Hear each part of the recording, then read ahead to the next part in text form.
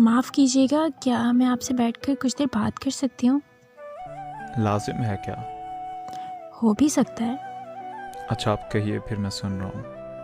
काफ़ी दिनों से पार्क में आते हो आप, सिगरेट सुलगाते हो और एक बुत की तरह साकिन होकर धुएं को देखते रहते हो। क्या नज़र आता है उसमें? मोहतरमा, इसे कहते हैं बेबसी। मतलब? इसका मतलब है कि इंसान लाख कोशिश कर ले किसी को अपनी दस्तरस में करने की, लेकिन जिसकी हसलत में महसूर होना नहीं, उसको कैद करना नामुमकिन है। आपका तो अंदाज भी शायराना है। ये शायरी है हुनर जो कतन नहीं आसान, सीखा है ये हुनर बड़ी आवारगी के बाद। काफ़ी दिलचस्प इंसान लग रहे हो आप। एक नसीहत करूं आपको। क्यों नहीं?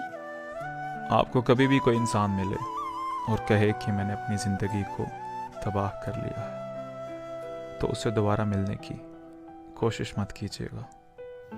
नसीहत भी अच्छी कर लेते हैं आप। इस पे अमल कीजिएगा, बहुत काम आएगी आपके। हाँ, क्यों नहीं।